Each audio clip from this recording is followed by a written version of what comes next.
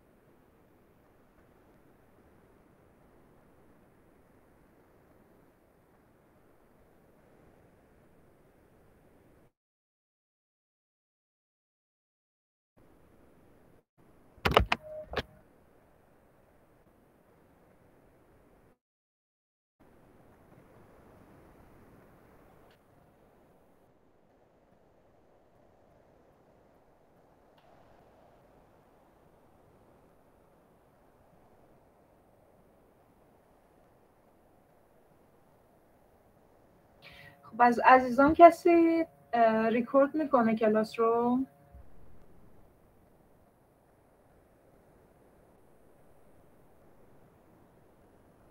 شما خانم ریکورد میکنی؟ بسیار عالی.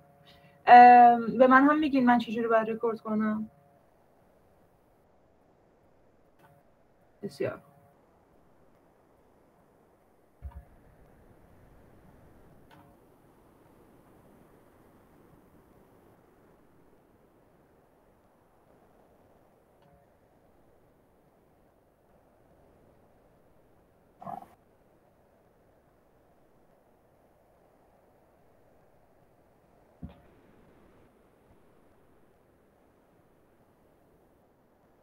شما صدا ندارین خانم مقبلی؟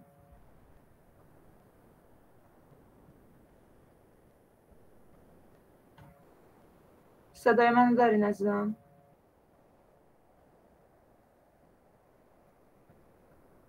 بسیار. بچه ها ریکورد رو هم به من بگین، کم کم شروع میکنیم.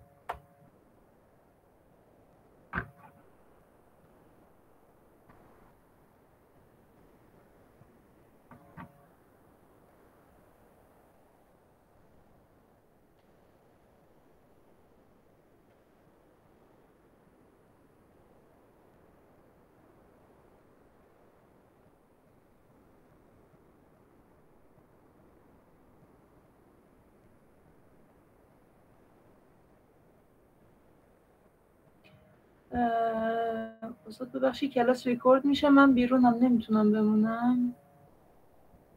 متوجه سوالتون نشدم.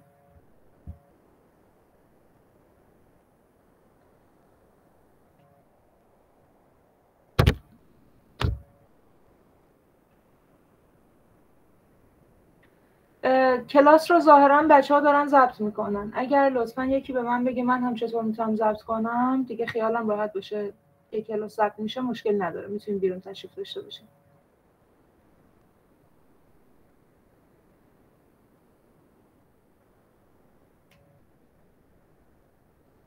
زنده باشید.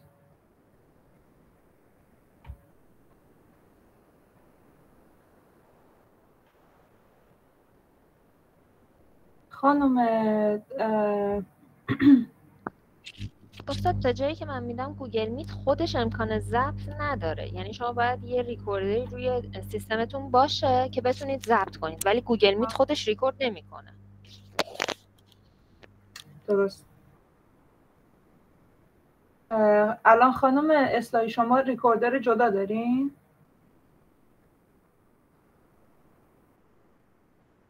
سلام عزیزم.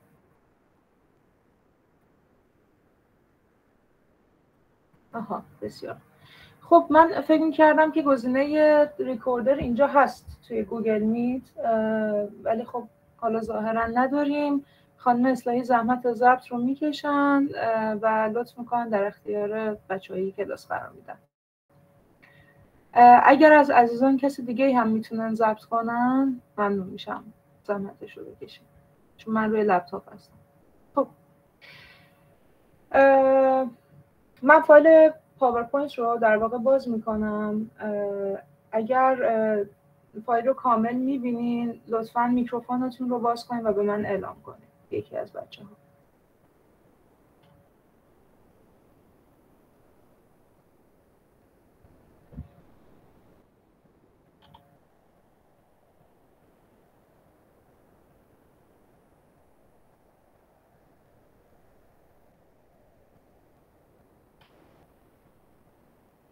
خب بسیار خب. به نام خدا. من مروید شریعتی هستم، فارغ التحصیل اقتصاد، استاد دانشگاه علم و فناوری مازندران هستم. تقریبا 2 سالی میشه که به صورت رسمی تو دانشگاه تدریس میکنم و قصد دارم که آمار و احتمال مقدماتی رو در واقع بهتون درس بدم. با مباحث آمار و احتمال مقدماتی در خدمتتون هستم. آمار و احتمالات پیشرفته رو ظاهرا اساتید دیگه‌ای زحمتش رو میکشن. منابعی که ما برای این کورس در واقع ازش استفاده میکنیم و بسیار ارزشمند هستن به کار میرن، آمار در اقتصاد بازرگانی دکتر نفرستی هست و آمار و احتمال مهندسی دکتر نعمت اللهی که نشر دانشگاه علامه طباطبایی هست. اگر مورد خاصی بود که نیاز به ارتباط با من داشتین، ایمیل های من یادداشت شده و در واقع گروه هم که خب هستم تو گروه در خدمتتون هستم. اگر نیاز به سوال یا هر مورد دیگه بود من در خدمت. خب مباحث رو شروع میکنیم عزیزان. ببینین بحث آمار اصلا از کجا مطرح میشه؟ ما دنبال چی هستیم که به بحث آمار و احتمالات میرسیم؟ ما یه سری چیزها در واقع میشه گفت بسیاری از چیزها، بسیاری از انتخاب‌ها و تصمیماتی که ما در زندگی در واقع باید اتخاذ کنیم توی محیطی انجام میشن که نااطمینانی در اون محیط وجود داره. یعنی اینکه ما نمیتونیم نسبت به تمام در واقع جوانب اون انتخاب‌هایی که در پیش داریم اطمینان داشته باشیم. علت این در واقع نااطمینانی چیه؟ اینه که اطلاعات ما نسبت به اون اتفاق، اطلاعات ما نسبت به اون رویداد محدود هست. به فرض مثال شما وقتی میخواین سهام یک شرکت رو در واقع تهیه کنین، قطعاً به دنبال کسب سود هستین. هدف یک انسان عاقل کسب سود هست. اینکه آیا شما سهام مثلا شرکت سی رو خریداری کنین، آیا برای شما یک فرایند سودده هست یا خیر؟ در واقع یک چیزی هست که شما رو در یک محیط نااطمینانی قرار میده، شما با یک ریسکی مواجه میشین. یا اگر در رشته اقتصاد در واقع ادامه تحصیل بدم، ارشد بخونم، دکترا بخونم، آیا تضمین میکنه که من شغل مناسبی پیدا کنم یا نه بهتره که الان وارد بازار کار بشم یا در واقع ریسک‌های دیگری رو بپذیرم؟ علت این که ادامه تحصیل در اقتصاد برای من فضای نااطمینانی ایجاد میکنه اینه که من نمیدونم و اطلاعات و دانش کافی ندارم نسبت به اینکه آیا در آینده شغل مناسبی قراره در واقع برای من ایجاد بشود یا خیر. بنابراین اطلاعات محدود ما رو در محیط نااطمینانی قرار میده.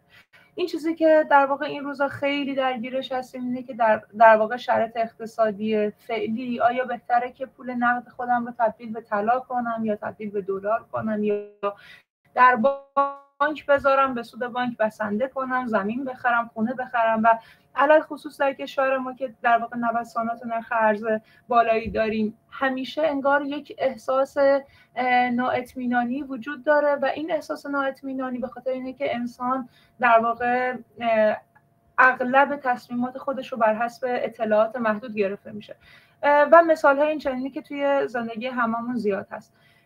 وقتی که ما در شرایط نااطمینانی و ریسک قرار میگیریم، ابتدا اولین کاری که باید انجام بدیم اینه که اون مسئله‌ای که باهاش مواجه هستیم رو با دقت تعریف کنیم، ببینیم که بین این در واقع شرایطی که ما شاید یه جوری گیج و گمراه شدیم، تو شرایط استیبل قرار نداریم از لحاظ اینکه بخوایم با اطمینان یه تصمیم مشخصی رو اتخاذ کنیم، نیاز هست که ابتدا معلوم کنیم که ما به دنبال چی هستیم. من توی تدریس به هم بچهای آمار هم بچهای سنجی میگم قدم اول هر پژوهشی و در واقع قدم اول استفاده از علم آمار اینه که شما بتونین مسئله خودتون رو به دقت تعریف کنین، بدونین که در دنبال چی میگردین.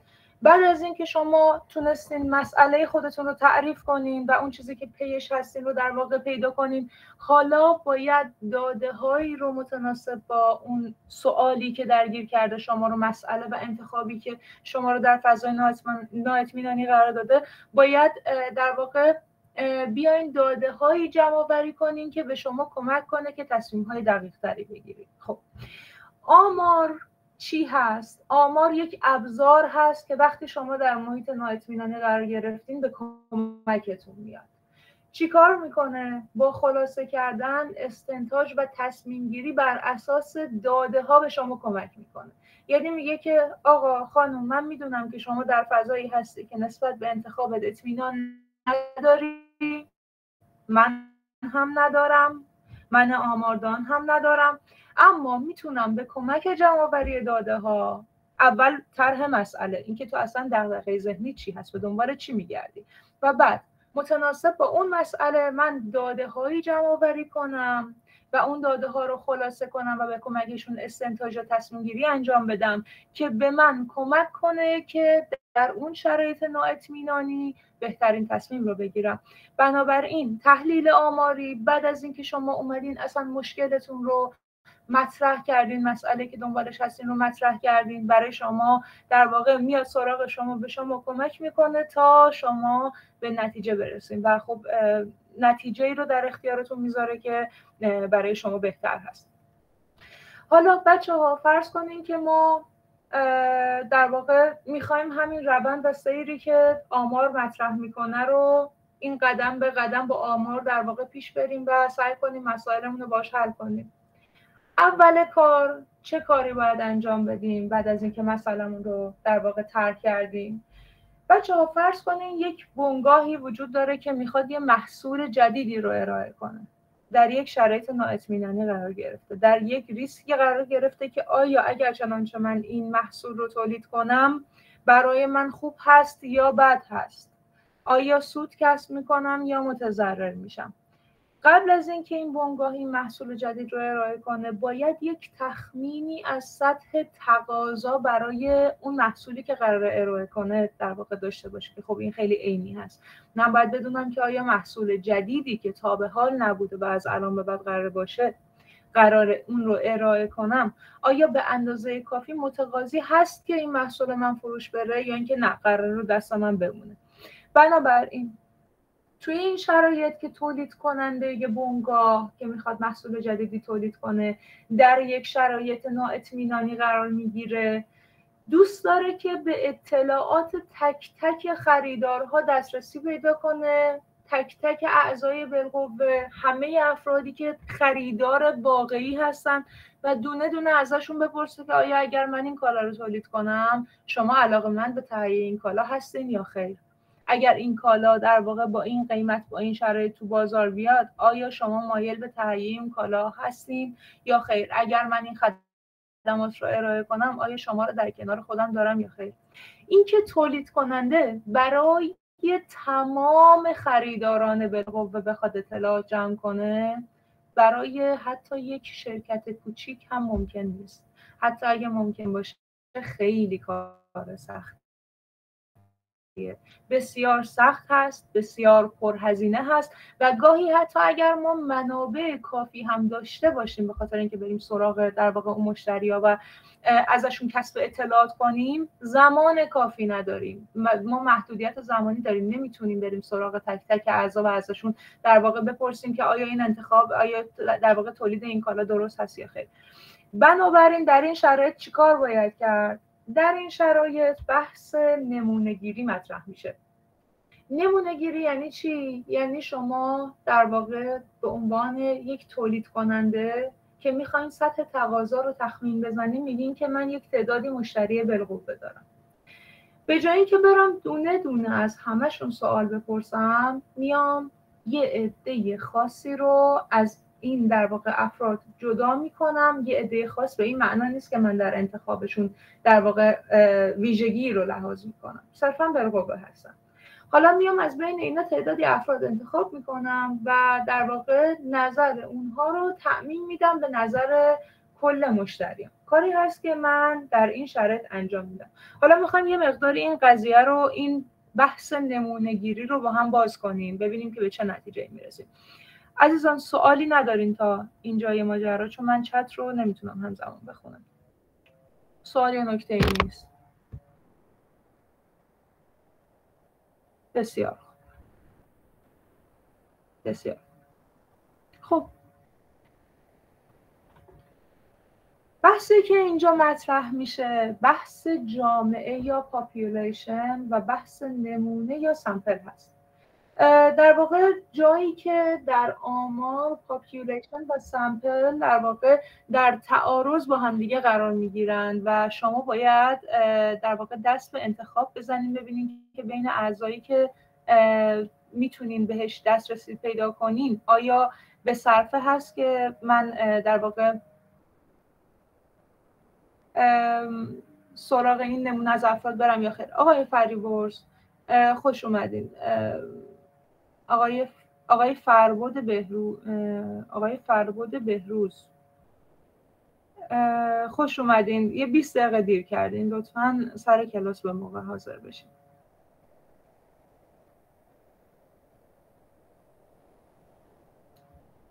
بسیار خب. تعارضی شکل میگیره بین جامعه و نمونه. ما در واقع همونطوری که گفتیم تمایل داریم که تمام اعضای جامعه رو مورد توجه قرار بدیم و در واقع بیایم بررسی خودمون رو روی تک تک اعضای جامعه قرار بدیم. اما بچه‌ها غالباً و اکثراً به هر چی نگاه ما کلانتر باشه این قضیه شدت بیشتری پیدا میکنه که اندازه جامعه ما اونقدر بزرگ و در واقع گاهی بی‌نهایت هست که ما اصلا توان پرداختن به تک تک اعضا رو نداریم. بنابراین در این شرایط ما میریم سراغ سامپل ها. سامپل ها زیر مجموعه های مشاهده شده جامعه هستن. یعنی در واقع مثالی که از جامعه میتونیم بزنیم مثل درآمد خانوارهای ساکن تهران. این که ما در واقع بیایم از دل این جامعه نمونه خارج کنیم، سامپلی خارج کنیم، مثل چی میتونه باشه؟ میتونه یکی از عزیزان بگه سامپلی که برای درآمد خانوارهای ساکن تهران داریم چی میتونه باشه؟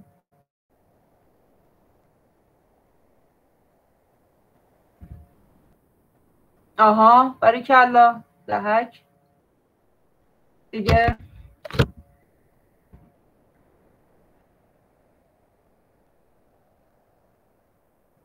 حقوق کارمندان یعنی چی؟ بیشتر به ما میتونید توضیح بدین حقوق کارمندان یعنی چی؟ خط فقر، خانوار شهری و روستایی. نه ما فقط راجع به جامعه تهران داریم صحبت میکنیم. ببینید درآمد خانوارهای ساکن تهران، دیگه شهری یا روستایی مطرح نمیشه. خط فقر نه. میانگین طیف‌های مختلف کارمندان که دارای خانواده هستند. میانگین طیف‌های مختلف. اختلاف طبقاتی یعنی چی اختلاف طبقاتی؟ ما اینجا میخوایم بچه‌ها الان جامعه ما نه درآمد سالانه هم نه عزیزان. ببینیم بچه‌ها، ما جامعه آماری که اینجا میخوایم مورد بررسی در واقع قرار بدیم درآمد خانواده‌های ساکن تهران هست. این کل جامعه ما. اگر ما بخوایم دست به انتخاب بزنیم از بین در واقع خانواده‌های ساکن تهران یا خانوارهای ساکن تهران و بخوایم یک نمونه از این جامعه استخراج کنیم، این نمونه چجوری میتونه استخراج بشه؟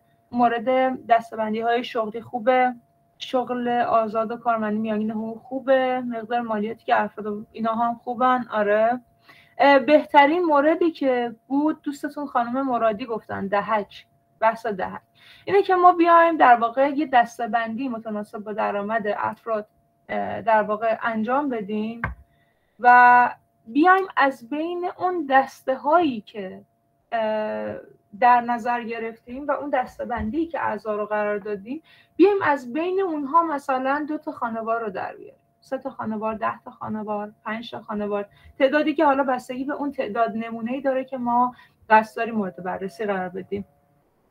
این یه کاریه که در واقع ما میتونیم در وقتی که جامعه آماری ما خانوارهای ساکن تهران هست، ما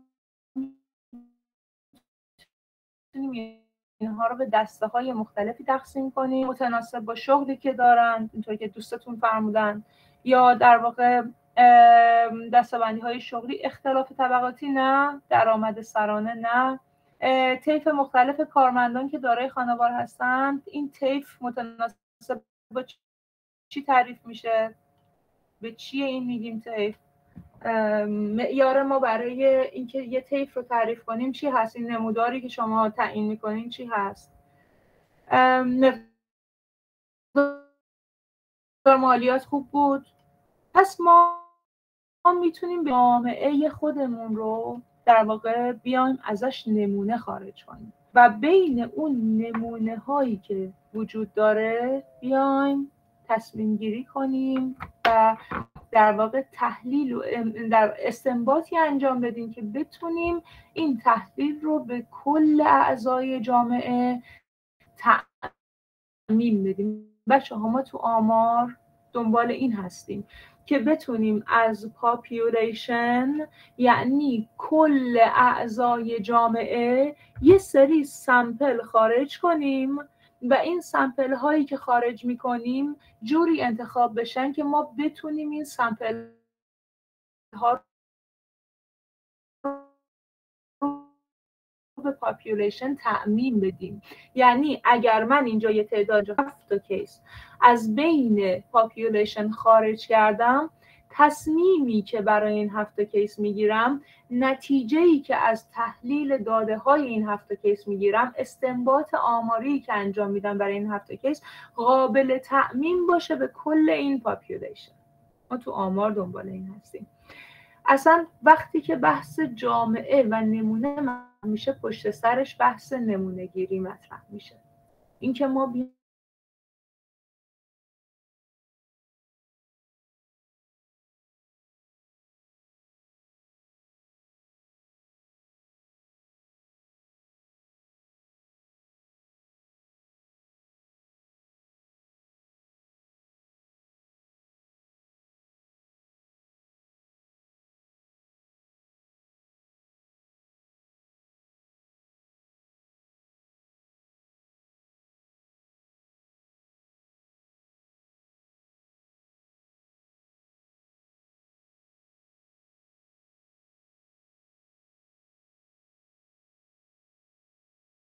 تصمیماتمون بریم سراغ دونه دونه اعضای جامعه، این کار در واقع کار بسیار پرهزینه و زمانبری هست. بنابراین ما نیاز داریم نمونه گیری انجام بدیم. نمونه گیری یعنی چی؟ یعنی بیایم از داخل پاپولیشن ما که شامل کلیه افراد هست یک سری سامپل خارج کنیم و تصمیماتی در راستای اون سامپل اتخاذ کنیم که قابل تأمین به کل پاپولیشن باشه. خب هدف آمار هم در واقع هم چیزی هست که گفتم، به دست آوردن گزاره‌هایی در مورد نمونه که برای جامعه معتبر باشه. حالا عزیزان ما روش‌های مختلف نمونه‌گیری یا سامپلینگ داریم.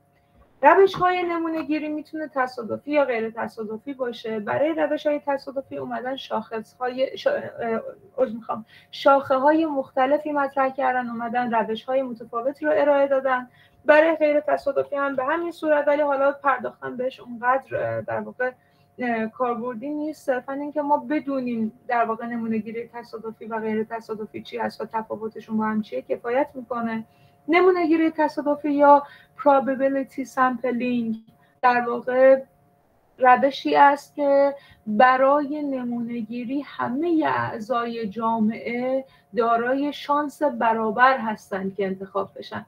یعنی من کاملا رندوم میام از بین افراد جامعه انتخاب میکنم که در واقع انتخابم رو بتونم تضمین بدم به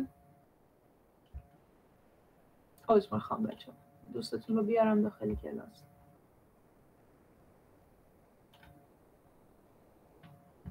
سلام خانم محبی فرد عزیزم، لطف کنین آن تایم تشریف بیارین از این بابت.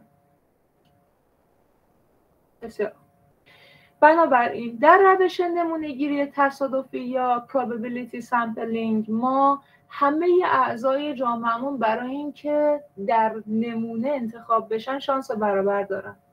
همه افرادی که وجود دارند در جامعه ما میتونن نمونه باشن و برای نمونه شدن با همدیگه شانس برابری دارن. در نتیجه ما میتونیم به نمونه‌ای دست پیدا کنیم که بتونه ویژگی‌های اکثر افراد جامعه رو به خوبی بیان کنه، چون کاملا رندوم و بدون سوگیری ما اومدیم اون نمونه‌گیری رو انجام دادیم. کاملا تصادفی و احتمالی هست، از اسمش هم مشخصه، probability، تصادفی. در واقع ما در نمونه‌گیری تصادفی که بهش نمونه‌گیری بر مبنای احتمال هم گفته میشه، هر عضو از جامعه آماری احتمال داره که توی نمونه قرار بگیره و احتمال حضور هر عضو مثبت هست و با هم دیگه برابر هست. مثلا فرض کنیم که میخوایم میانگین سنی رای دهندگان آمریکا رو به دست بیاریم، میتونیم یک نمونه 500 عضوی انتخاب کنیم، میانگین سنی اونها رو در واقع حساب کنیم. همه این 500 عضو در واقع از دل جامعه در اومدن و افرادی که در جامعه بودن شانس برابری برای انتخاب شدن در نمونه داشتن. حالا ما 500 تا رو به صورت رندوم جدا کردیم و میانگین سنی اونها رو داریم مورد بررسی قرار میدیم.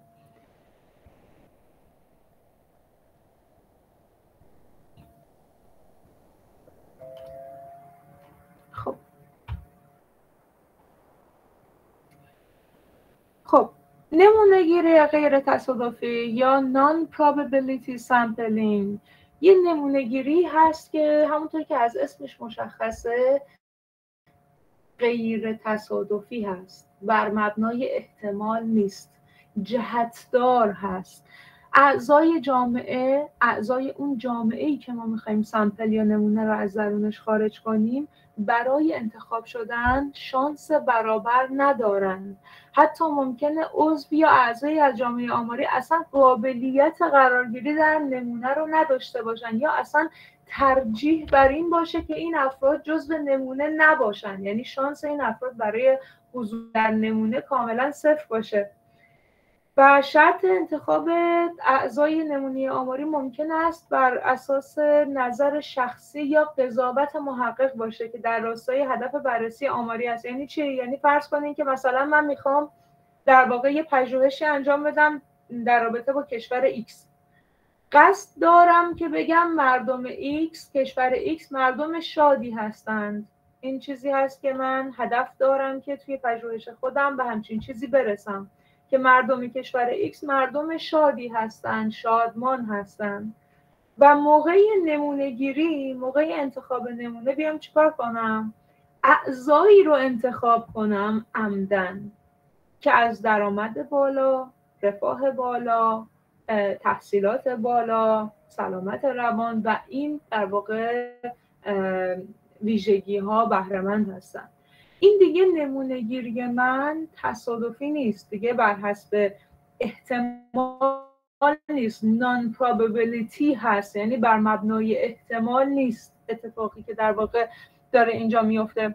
چرا؟ چون من پژوهشگر کاملا سوگیرانه اومدم این افراد رو انتخاب کردم. این افراد اومدن تا من چیزی که میخوام بهش برسم رو اثبات کنم. درسته؟ صحیح؟ حضور این افراد، حضور این کیس‌های خاص به خاطر این هست که من حرف خودم رو به کرسی بنشونم، یا چیزی که تو ذهن من هست اثبات بشه، یا من بنا به هر دلیلی ترجیح دادم که این افراد در نمونه من قرار بگیرن. درسته؟ بنابراین ما به این شیوه از نمونه گیری میگیم نمونه گیری غیر تصادفی یا نان پروبابیلیتی. و بچه ها معمولا پژوهشگرهای جاهایی که در واقع البته خب کار خیلی اخلاقی نیست ولی خب بعضا این کار رو انجام میدن که یک سری چیزها دلایل کافی وجود داره که ما بگیم در واقع مثلا متغیر X تأثیر میگذارد بر متغیر Y، اما داده های آماری لازم و کافی برای اینکه بتونیم به این اثبات برسیم رو نداریم. اینجا اتفاقی که میفته اینه که در واقع میرن نمونه‌گیری سوگیرانه انجام میدن یا نمونه‌گیری غیر تصادفی انجام میدن. چرا؟ چون میدونیم که حاصل این نمونه‌گیری قراره به ما خروجی که خودمون دلمون میخواد رو بده. صحیح؟ درسته؟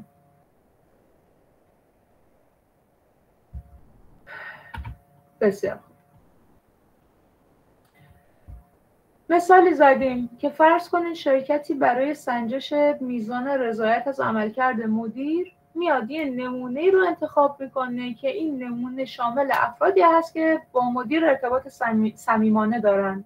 قطعاً خروجی این سنجش قابل تأمین به کل کارکنان نمی باشد. ممکن است یک شرکتی در واقع 1000 نفر اعضا داشته باشه، از این 1000 نفر 30 نفر 40 نفر خیلی ارتباط خوبی با مدیر داشته باشن، ارتباط خیلی در واقع صمیمانه‌ای با مدیر داشته باشن. ما برای اینکه بیایم نظر کل اعضای در واقع این جامعه رو در رابطه با مدیر بیایم بسنجیم، بیایم بگیم که آقا من میخوام مثلا 20 تا نمونه بردارم از این 1000 نفر و اون نمونه رو تأمین بدم به جامعه. بیام این 20 عدد نمونه رو از بین اون 30-40 نفری که ارتباط خوبی با مدیر دارن بیام انتخاب کنم. قطعا خروجی میگه که ارتباط کارکنان این شرکت با مدیر بسیار ارتباط خوبی است. ولی آیا واقعا همچین چیزی هست؟ آیا ما واقعا این تأمین دهی رو میتونیم انجام بدیم؟ قطعا نه. بنابراین اگر چنانچه ما انتخاب نمونه هامون به شیوه غیر تصادفی باشه قابل تأمین به جامعه نیست و ما نتیجه‌ای که از نمونه گیری غیر تصادفی میگیریم رو نمیتونیم تأمین بدیم به اعضای جامعه. پس هدف اصلی آمار که این بود که ما بیایم یه سری سامپل جدا کنیم، پاپولیشن رو خلاصه کنیم، یه سری سامپل جدا کنیم، از اون سامپل هایی که هست بیایم نتیجه‌ای بگیریم که این نتیجه قابل تأمین به جامعه باشه، این تیکه کات میشه. ما آمدیم سامپل جدا کردیم ولی سوگیرانه، قابل تأمین به جامعه نیست. بنابراین به مشکل میخوریم. خب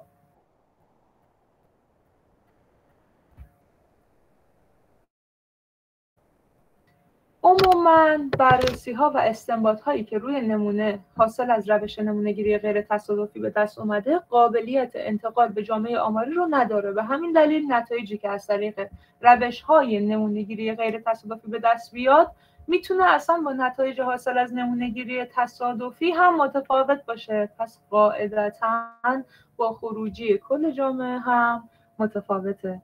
نکته: نمونه باید نماینده خوبی از جامعه باشه، بنابراین نمونه‌گیری ما باید به شیوه تصادفی باشه تا ما بتونیم دیدگاه مؤثری رو نسبت به جامعه داشته باشیم. خب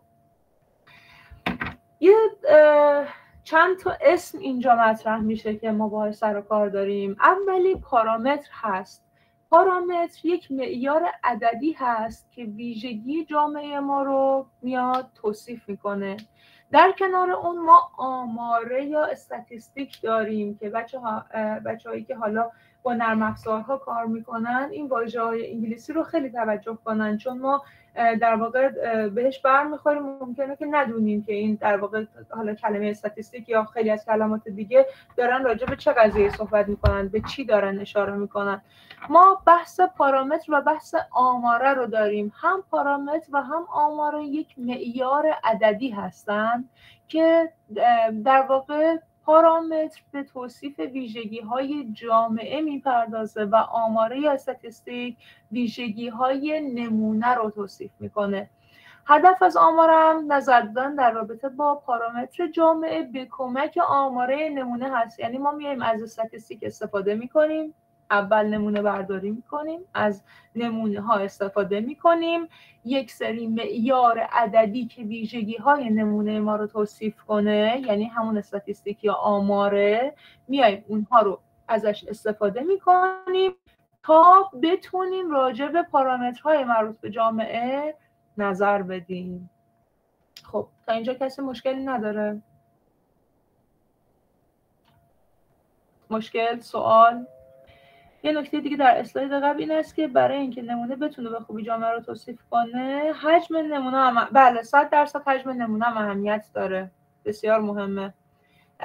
و اینکه یه جاهایی بچه‌ها اتفاقی که میفته اینه که شیوه نمونه گیری ما کاملا تصادفی هست، اما نمونه گیری ما اینطور شده که توصیف خوبی از جامعه نیست، یا حداقل ما نمیتونیم با اطمینان بگیم که توصیف خوب و مناسبی از جامعه هست. اینجا باید چیکار کنیم؟ کسی میدونه؟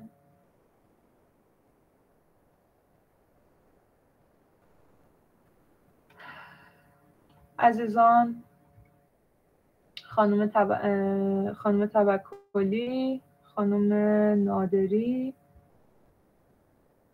خانم هاشمی، خانم رضایی، خانم مقبلی، خانم موسوی، عزیزان کسی میدونه؟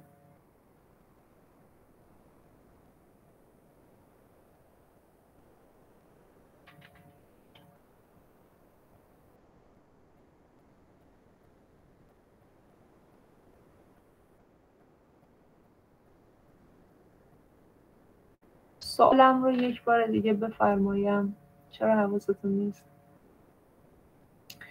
سوال من این بود که گاهی نمونه‌گیری ما در واقع به شیوه تصادفی هم هست، اما ناخواسته این نمونه‌گیری در واقع به سمت و سوی، یعنی مشابه نمونه‌گیری در واقع غیر تصادفی سوگیرانه میشه. یعنی اینکه مثلا من استاد یک کلاس 20 نفره هستم، از بین این 20 نفر میخوام 3 نفر رو جدا کنم، با آنالیز سواد اقتصاد اعضای این کلاس به این برسم که کل این 20 نفر به چه میزان سواد دارن. یعنی با بررسی سمپل 3 نفره خودم به این برسم که این 20 نفر که کل جامعه من هستن میزان سواد اقتصادیشون چقدره. حالا از قضا من این انتخاب رو کاملا رندوم و تصادفی انجام دادم، کاملا در واقع تصادفی این 3 نفر انتخاب شدن، ولی کاملا تصادفی این 3 نفر اول کلاس من هستن. الان باید چیکار کنم؟ تعداد نمونه رو افزایش بدیم. خوبه. چند بار آفرین، چند بار باید نمونه گیری و آنالیز کنیم و مقایسه. بله درسته. ما گاهی نیاز به تکرار داریم، نیاز به تکرار در واقع نمونه گیری داریم و بررسی در واقع آماره هامون.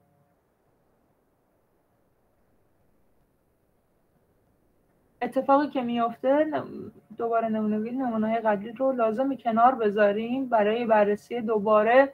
ببینین ما وقتی که بار اول نمونه‌گیری انجام میدیم به یک فکتی در رابطه با جامعه میرسیم. این فکت میتونه به نظر بیاد که چندان درست نیست، میتونم حالا ظاهر قضیه کاملا اوکی باشه. ما لازمه که چندین بار دیگه این نمونه‌گیری رو تکرار کنیم و ببینیم که آیا گپ یا اختلاف بین مثلا نمونه‌گیری دوم ما با نمونه‌گیری اول ما زیاد بوده یا کم بوده. برای بار سوم که این کار رو انجام میدیم، نه، ما نباید نمونه‌گیری قبلی رو کنار بذاریم، ما باید قیاسی انجام بدیم بین نمونه‌گیری دوم و نمونه‌گیری اول. ببینیم که اگر ببینیم ما چندین بار این نمونه‌گیری رو انجام دادیم، حالا این چندین بار که میگم داستانش مفصله، جوری هم نباید باشه که در واقع شما هزینه زیادی متحمل بشین به واسطه اینکه هی نمونه بگیرین، هی آنالیز کنین، هی بخواین تمرین بدین، ولی باید این رو بررسی کنین که آیا در واقع خروجی این نمونه‌گیری ها با هم دیگه تشابه دارن یا خیر، و اینکه آیا ما میتونیم به یک نتیجه گیری واحد برسیم از این تعداد زیاد نمونه‌گیری که داریم انجام میدیم یا نه. واریانس مونده بهش میرسیم. مثلا امکانش ویژگی های تعریف نمونه رو گسترش بدیم. یعنی چی؟ میتونی مثال بزنی خانم رضایی؟ یعنی چی ویژگی های تعریف نمونه رو گسترش بدیم؟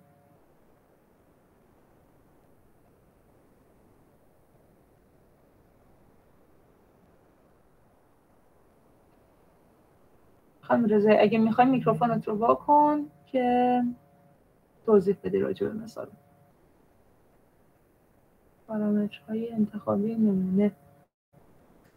بچه‌ها توی به کار بردن الفاظ خیلی دقت کنید. من الان بهتون گفتم پارامتر مرتبط با جامعه هست و آماره مرتبط با نمونه هست. اینو حواستون باشه. بله استاد، منظورم آمارات. مثلا بگیم میانگین کلاس بالای 15 باشه، بیایم در کنارش بگیم مثلا به غیر از این مثلا واریانس اون نمونه‌ای که داریم میگیریم عدد مشخصی باشه، بیایم این ویژگی‌های آماره هامون رو محدود کنیم. این باعث میشه که هر نمونه متفاوت باشه جوابش دیگه، یعنی با اون آزمایش قبلیه تورش نداشته باشه عملا. ببین ما از پایه خانم رضایی از مقدمه داریم شروع میکنیم بررسی کردن. خب فرض رو بر این میگیریم که الان سر این کلاس عزیزانی که اصلا نمیدونن واریانس چیه، نمیدونن تورش چیه، صرفا چیزایی که ما الان گفتیم رو میدونن. خب آمار مقدماتی از مقدمه اینکه ما بیایم حرف شما درسته، یعنی اینکه ما بیایم یه سری با یه سری ویژگی‌ها با یه سری شاخص‌های آماری بیایم در واقع اعضای جامعه رو متمایز کنیم، به ما کمک میکنه که نمونه‌گیری بهتری انجام بدیم، قطعا همینطوره. اما بیایم از پایه شروع کنیم باشه؟ چون الان یه عزیزی ممکنه که دانش آماری حالا در حد ابتدایی داشته باشن، سر کلاس بیان ببینن تورش و واریانس و این داستانا و دیگه آمار مقدماتی نمیشه. خب بسیار ادامه میدیم مباحث رو. بنابراین هدف ما از آمار اینه که در مورد پارامتر جامعه بیایم به کمک آماره نمونه. یعنی چی؟ یعنی ویژگی هایی از نمونه که به صورت عددی بیان شدن بیایم در واقع یه نظری بدیم در رابطه، بیایم پارامتر جامعه رو متناسب با آماره نمونه راجبش صحبت کنیم. بچه‌ها اگر چنانچه حالا چیزی از اقتصاد سنجی به گوشتون خورده باشه، میدونین که ما همیشه یک جزئی داریم به نام جزء خطا. اگر هم به گوشتون نخورده هیچ مشکلی نداره. این رو در نظر بگیریم که ما در انتخاب نمونه هر چقدر هم که بخوایم دقت به خرج بدیم، هر چقدر هم که بخوایم سعی کنیم نمونه گیریمون رو کاملا تصادفی انجام بدیم و بتونه توصیف خوبی از جامعه باشه، ولی همیشه ما به یک میزان خیلی کمی هم که شده دچار خطا میشیم. این خطا حتی اگر همه چیز ما درست باشه هم اصلا خود خطای نمونه‌گیری هست، چون ما در هر حال توی اون کلاس 20 نفری که گفتم فقط 3 تا دانشجو آوردیم بیرون. حتی اگر اون 3 تا دانشجو رو بیایم 10 بار انتخاب کنیم، تکرار کنیم، آزمایش‌ها رو تمرین بدیم و الی آخر، یا اینکه اصلا اون 3 نفر انقدر از در واقع ابتدا، وسط و انتهای مثلا طیف کلاس انتخاب شده باشن که کاملا به جامعه ما نزدیک باشن، حتی اگر این اتفاق بیفته باز هم ما یک مقدار جزئی خطا همیشه داریم که ناشی از این هست که ما در واقع نمیتونیم همه اعضای جامعه رو در واقع بیاریم وسط و راجع به همه اعضای جامعه بیاریم صحبت کنیم. پس این خطا تا حدی طبیعی هست. ما باید سعی کنیم که شیوه نمونه گیریمون رو طوری انجام بدیم که این خطا به حداقل میزان ممکن برسه. خب آمار رو به 2 دسته آمار توصیفی و آمار استنباطی تقسیم میکنن، descriptive statistics و در واقع inferential statistics. آمار توصیفی یا descriptive statistics روی روش‌های نموداری و عددی تمرکز داره و برای خلاصه کردن و پردازش داده ها میاد استفاده میشه. بیشتر اطلاعات آماری که شما این بر اون بر میخونید، این تعداد مثلا افراد شرکت کردن، این مثلا تعداد افراد کسب سود کردن، این شرکت ها افت قیمت داشتن، این اطلاعاتی که بیشتر توی گزارش ها و اخبار و رادیو و تلویزیون ارائه میشه، گزارش های ساده ای که مردم بتونن مفهوم یه سری داده های آماری رو درک کنن. در واقع روش آمار توصیفی هست که به ما کمک میکنه یه سری مفهوم ابتدایی رو در مورد در واقع یه سری داده بتونیم تحلیل کنیم و بتونیم حالا یه تصمیم گیری منطقی رو تا حد ممکن اتخاذ کنیم. آمار توصیفی خیلی در واقع به نتیجه گیری کار نداره، بیشتر حالت خبری داره، حالت تحلیل خبر نداره، بیشتر خصوصیات در واقع داده های آماری رو میاد بررسی میکنه، بیشتر میاد توصیف خصوصیات داده های آماری که داریم راجعش صحبت میکنیم میاد به اون توصیف اون در واقع داده های آماری میپردازه و نتیجه گیری بیشتری در واقع نمیاد انجام بده راجع به کیسایی که مورد مطالعه قرار گرفته. مثلا صرفا اینکه سود بانک فلان درصد افزایش پیدا کرد، نرخ تورم مثلا میزان کاهش پیدا کرد، میزان بیکاری فلان درصد، خیلی کاری با این نداره که ما بیایم حالا از این در واقع اتفاقی که افتاد بیایم یک نتیجه رو حاصل کنیم. یا مثلا به فرض تو اخبار میگن این تعداد افراد مثلا در سال 1403 مثلا مشغول به کار شدن، سراغ تحلیل و شرح و بسط دادن این داستان ها نمیره و صرفا اون چیزی که علی‌الظاهر هست مورد تجزیه و تحلیل قرار میده و ابزار کارش نمودار و عدد هست و در همون سطح میاد تحلیل و پردازش انجام میده. بهش میگن آمار توصیفی. آمار استنباطی یه قدم جلوتر از آمار توصیفی میره، میگه من میام علاوه بر این که حالا اومدم این داده ها و اتفاقاتی که افتاد رو مشاهده کردم، از این داده ها برای پیش بینی و تخمین و تصمیم گیری میام کمک میگیرم. یعنی من صرفا نمیام بگم که انقدر مثلا افراد امسال شاغل شدن، من میام نگاه دقیق تر میکنم به این آمارها، میگم که خب من الان مثلا به فرض جمعیت فعال من چقدر هست، من چه تعداد جمعیت فعال دارم، چه تعداد افراد مشتاق به کار یا جویای کار دارم که شاغل نشدن و این تعداد شاغل شدن. یا میام میگه که من مطابق با جمعیتی که دارم، مطابق با مثلا نرخ جمعیت در واقع مطابق با میزان جمعیتی که کشور من داره الان چند درصد بیکار دارم و این بیکارها در واقع براشون چه تصمیمی میتونم اتخاذ کنم. در سال 403 با توجه به مثلا رشد جمعیت میزان افراد بیکار من قراره بیشتر بشه، کمتر بشه، این اشتغالزایی قراره مؤثر باشه، نباشه. حتی افرادی که شاغل شدن من میام به فرض بررسی میکنم ببینم که تو کدوم رنج سنی بودن. آیا 18 ساله بودن که سر کار رفتن، مثلا 18 تا 28 سال که سر کار رفتن، یا مثلا 45 تا مثلا 50 سال بودن که شاغل شدن. این افراد قراره در اون شغل بمونن یا نمونن. همه این کارها، همه این تحلیل‌ها و بررسی‌هایی که روی داده ها انجام میشه و در واقع سعی میکنه از نتایج حاصل از نمونه به یک تصمیم خاصی در رابطه با جامعه برسه و به استنباط و تخمین و پیشبینی و نتیجه گیری در مورد جامعه میپردازه، شامل دسته آمار استنباطی هست.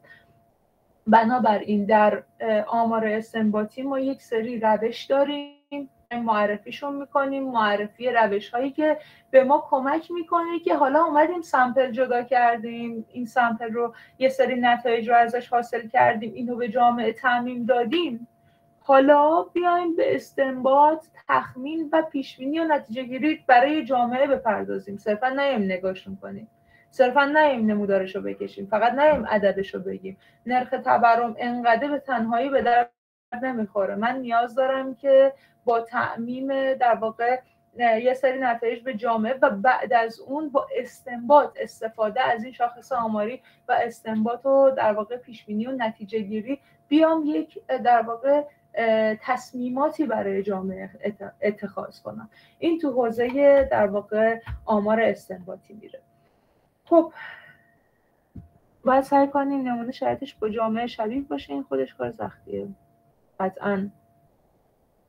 اینکه نمونه بتونه، اصلا از اسمش مشخصه نمونه، اینکه اصطلاح مشت نمونه خروار هست شاید به گوشتون خورده باشه. ما باید مشت رو یه جوری در بیاریم که در واقع بتونه نماینده خوبی از خروار باشه، بتونه قابل تامین باشه. بچه‌ها یه سوالی ازتون میپرسم. ما حالا من کلاستون رو ترجیح همین هست که 1 ساعته باشه، به خاطر اینکه در واقع حالا به من گفتن 1 ساعت رو، ولی حالا من یه صحبتی میکنم. اگر با 1 ساعته بودن موافقت نشد، من از جلسه بعد همون 1 ساعت رو برگزار میکنم، ولی ترجیح 1 ساعت هست، چون ما صرفا آمار مقدماتی رو داریم با هم دیگه. حالا یه 5 دقیقه یا 4 دقیقه مونده به پایان وقتمون، من یه خورده میخوام راجع به چیزهایی که صحبت کردیم یه مروری بکنم، ببینم کی چی گوش داده، کی حواسش بوده، کی نبوده. بچه ها یه جایی ما اومدیم گفتیم که در واقع جامعه ما ممکن هست که تعداد اعضاش بی‌نهایت باشه، یعنی بی‌نهایت تا عضو رو که نمیشه شمرد. میتونین برای من یه مثال بزنین از جامعه‌ای که تعداد اعضاش بی‌نهایته؟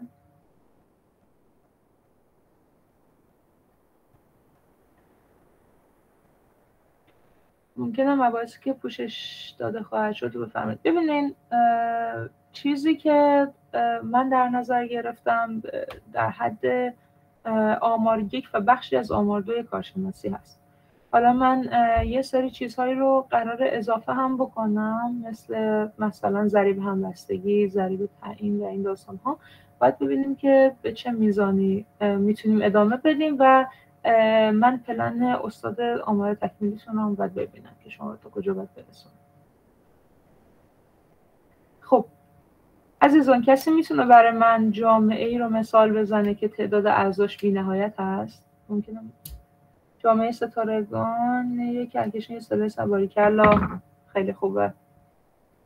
PDF بله بچه‌ها، در رابطه با PDF من هر جلسه PDF جلسه قبل رو آپدیت میکنم و در اختیارتون میذارم. یعنی امروز شما به اندازه‌ای که درس گرفتین مطالب جلسه اول رو دارین، جلسه بعد مطالب جلسه اول و دوم رو دارین، جلسه سوم مطالب جلسه اول و دوم و سوم الی آخر. و این فایلتون آخرین جلسه تکمیل میشه، چون من تو کلاس‌های خودم همیشه همین کار رو میکنم، چون در واقع اقتضای هر کلاسی با کلاس دیگه متفاوته. خواهش میکنم. دیگه چی؟ جامعه حشرات مورد استفاده به عنوان مکمل مزارع کشاورزی ارگانیک. خوبه، ولی ما حشرات رو در هر صورت میتونیم بشماریم، اینکه تعدادش خیلی زیاده. مچاهر کره زمین خب در تحقیق جامعه بچه زیر 10 سال در کشور نه بی نهایت نیست، تعدادش زیاده ولی بی نهایت نیست. تعداد اعداد فرد باریکالله، این خوبه. حالا فرض کنین که مثلا ما بخوایم پرتاب یه سکه با مشاهده شیر، اون بحث احتمال مطرح میشه. خانم حسینی شما ممکنه که با اولین پرتاب شیر ببینین، ممکنه با دومین پرتاب. اگر منظورتون مجموع احتمالات هست برای شیر اومدن، بله بی‌نهایت. اما این رو در نظر بگیرین بچه‌ها، من از شما یه سوالی پرسیدم، گفتم که جامعه با تعداد اعضای بی‌نهایت مثال بزنید، یه جامعه آماری. بله ممکنه تا ابد طول بکشه. منظورم اینه که صرفاً پرتاب سکه در واقع مبحث احتمال بیان میکنه که با چه احتمالی ما قراره به شیر دست پیدا کنیم. اما اگر قرار توالی احتمالات رو بیایم در واقع در یک مجموعه‌ای قرار بدیم، یعنی مجموعه‌ای که بیان میکند اگر اولین بار شیر بیاد عضو اول، مجموعه‌ای که بیان می‌کند اگر در پرتاب دوم شیر بیاد عضو دوم، پرتاب سوم عضو سوم، پرتاب چهارم عضو چهارم الی آخر. و بله این مجموعه بی‌نهایت است. خب بسیار خوب. جلسه دوشنبه من فکر کردم امروز میرسیم، ولی حالا مشکلی نداره. ما انواع متغیرها در آمار رو می‌خوام مطرح کنیم، بگیم که اصلا در واقع متغیرها راجع به چی صحبت می‌کنند، اصلا چی هستن، فرقشون با داده چیه، فرقشون با پارامتر آماره چیه. اصلا ما خیلی تو لفظ شاید این کلمات رو به جای هم به کار میبریم که فلان پارامتر یا فلان متغیر یا فلان آماره اصلا چه تفکیکی با هم دیگه داره. بسیار خوب، کلاستون به پایان رسید. من توی گروه فایل پی دی اف رو در خدمتتون میذارم. اگر سوالی اشکالی یا نکته‌ای هست بفرمایید، اگه نه که تشریف ببرید. ببینین آمار یک و بخشی از آمار دو، نه همه مباحث آمار دو. من یه خلاصه ای از آمار مقدماتی رو قرار بهتون میگم. زنده باشین، خسته نباشید. یعنی مباحثی که شما یاد میگیرین پیش نیاز مطالعه آمار تکمیلی هست، آمار پیشرفته هست.